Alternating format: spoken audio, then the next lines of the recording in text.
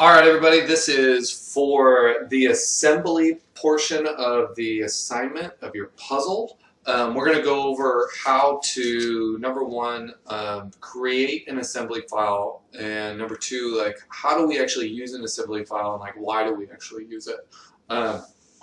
So, got some quick pointers here, but you're going to want to have your design ready to go next to you, so that you can have the, oops, that's not what I want. Sorry. So you can look at how your puzzle pieces are fitting together pretty efficiently. Like I can see, looking in this right here, that how part 1 fits with part 3 and part 2 fits with part 4 and all that kind of stuff. So by the end of the video, this is what we want to see, where you have your puzzle is not able to move around. You can see how I'm trying to click on all the puzzle parts and I can't drag it, I can't separate them. So like when I move it around the screen like this, it should not be able to be separated from each other. So all those parts are constrained to each other, they are stuck to each other, they cannot move apart. So that's what we're focusing on here in this video. And so I'm going to start back in my folder so we can see that I've got all my parts in here, and I'm just going to create another document, and we're going to say puzzle assembly, okay, and then should be creating a new part here.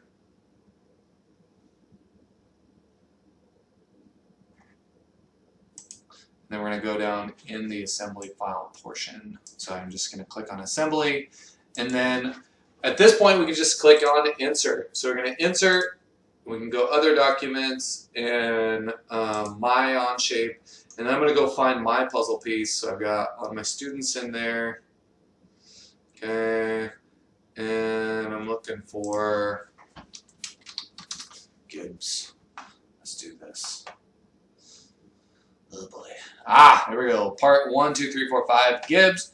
And so I got my parts in there, and there's part 1. Okay, so I'm going to bring in part 1. You can see that I oriented the part the way that it appears in my puzzle, and that actually makes it a lot easier to do this section as if you brought it in oriented in the correct direction. Okay, so I've got my first part in there, and then I'm going to bring in my second one. Okay, and I'm just going to type in gibbs again. We're going to bring in 2. And I actually don't like bringing in all of the parts all at the same time. And the reason is because you're going to have so many parts flying around that you're not going to know which part to put next to what part, another part. So we want to make sure that you guys are not bringing all of them at the same time. I think that's going to make it a little more difficult to do that. So I'm actually not going to bring in part 2. I'm going to bring in a part that's actually next to part 1. So we got part 3 here. And part 3 is interlocking with part 1 in a way, and so we know that that makes it actually a little easier to get the parts stuck to each other and get them constrained to each other. So I'm going to click on gibbs. I got my part there. I'm going to place it, and so now I've got my yellow and my red part ready to go in my assembly. So we want it to actually be oriented somewhere in there so that the parts are next to each other. And so the way we're going to do that is we can't just go in and try to place it in there. You can't just put it there, because if I drag them apart, like you can see, they're moving independently of each other at this point. So we have to constrain them with each other. So you're going to go up to your constraint bar here, and we're going to do a planar mate. And so we're going to do a mate constraint, and this will mate in 2 different ways. So you can do a flush constraint or a mate constraint, and a flush constraint is just this. Like a flush constraint means you're taking 2 faces, if my hands are my faces, and you're making them level with each other. So like we're making them level with each other. And a mate constraint is going to take 2 faces, and they're going to stick them together. Okay, so in each of these parts, you're going to have to constrain to each other in 3 directions. So the first direction I'm going to do is I want a flush constraint. So I want this face to be level with this face. And I'll show you what I mean by that when I look at a different view here. So I'm going to click on this face and I'm going to click on this face. And it's going to make those two faces level with each other. And I know I put one inside of another, but that's okay because we're just going to hit OK. I'm going to click out of that. But we can drag it apart. Okay, and you can see how they're kind of stuck to each other now. When I move one, it moves the other. And what we're looking at here is really it's stuck in this direction. So if I move it in left to right at this point, you can see that they're stuck to each other. But if I move it up and down, they're not stuck to each other. So I'm going to have to do two more constraints here. So again, we just did a flush constraint where this face is now flush with this face. It's in the same plane. And we're going to do the same thing with the top. So we want this to be at the same level as this face. So the yellow and the red part, we want them to be flush with each other. So I'm going to click on the top one here. Click on the top one there. And again, it moves them inside of each other. But we're going to move them apart again. And so we've got one more constraint to do for our puzzle. You can see how I can still move these apart. Okay, and so I now need to do a mate constraint where I'm sticking this face and I'm mating it to this face. So I'm going to hit that same type of constraint and we're just going to click in the middle of the face.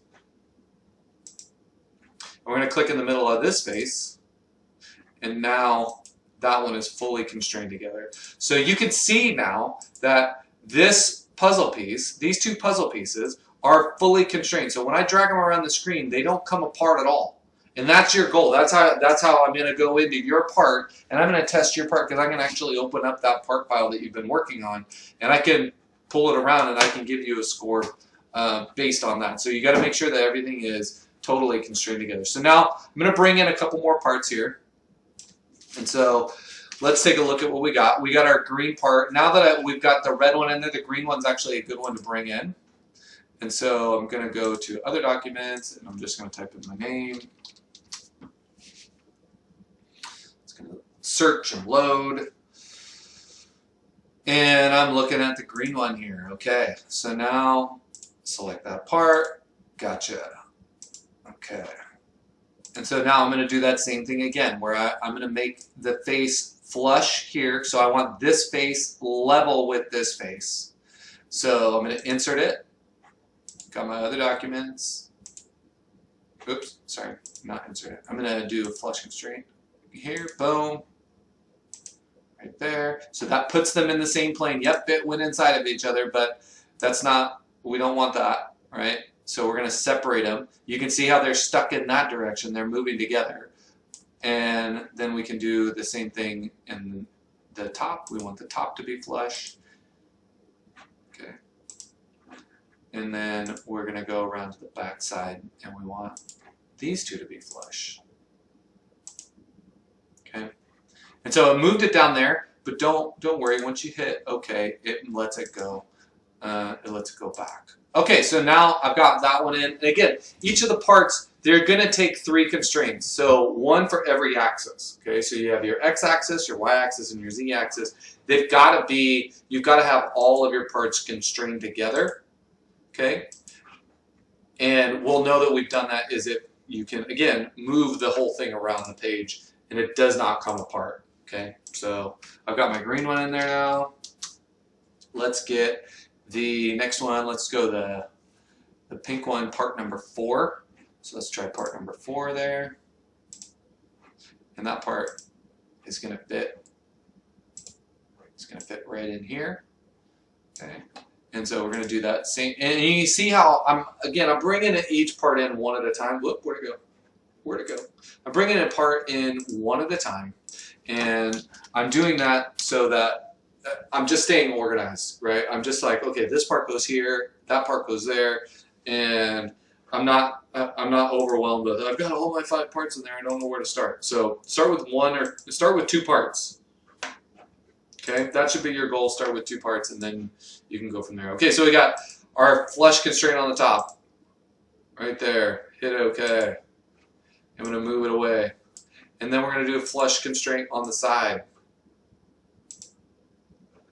Okay. Move it away. And now I've just got one last constraint to do. And I can actually do this in two different constraints. I could do a flush constraint between here and this face, or I can mate this face to this face. And so we haven't done many mate constraints, so we're going to do the mate constraint here because we haven't done many of them, and so I want, if you guys have questions on how to do it, and you can see that it locked that part in there now. All right, so I've only got one part left to go on this one, and there is a mistake on this last part, and I'm going to show you how I found that mistake because I missed dimensioning something on one of the parts. So there is things that I look for in your parts as we go through them, that I look for mistakes. Okay, so this one is going to get, oops, that's what I did wrong. Still learning here. Still learning myself. OnShape is new to me. Okay. Here we go, parts. I got distracted. I was looking out the window, looking at the birds. Okay. Here we go. All right, so we're going to do a flush constraint on the top. It wouldn't matter if I click the purple, the yellow, the red. It doesn't really matter because they're all constrained to each other at this point. Okay, and then we're going to do a flush constraint on the front.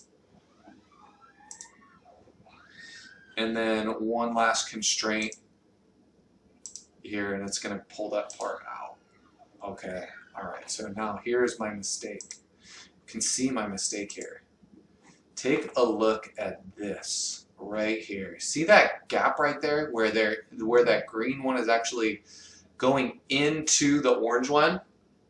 Well, that means that I can tell that I made a mistake there. So I know I made a mistake either on the green part or I made a mistake on the orange part. So I'm going to go into both of those parts and see if I can figure out where my error was. So you can, I believe you can double click on the part and open it, and then we can look in our sketches to see what's going on with that part. So I'm looking in the sketch here, and I think I see where I made a mistake. So I dimensioned this to be 1.5 from here to here, but I did not double check that this was in the same level as this one. So I've got to actually put another dimension in here.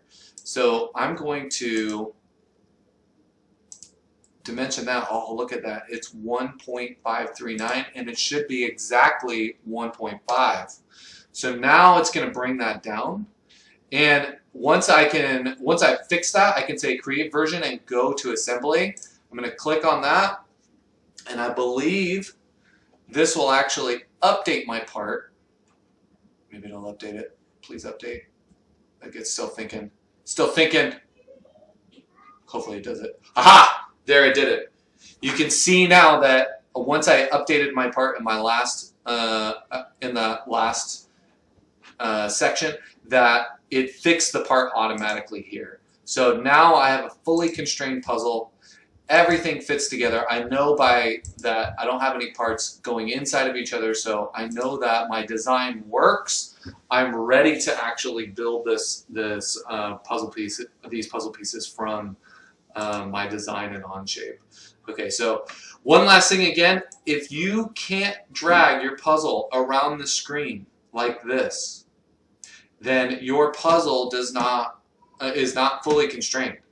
And then you're going to have to go back and constrain it. So you're gonna have to go back and do those things if you're going to get credit for the assignment. So that's it for this video. That's how you assemble your puzzle together once you have created all your parts. And that's also how you check to see if your puzzle has all the correct dimensions on it. Okay, so this will help you identify where the errors are, what you need to fix, and it's a really great tool to double check a lot of stuff in your design. So that's it. Thanks very much.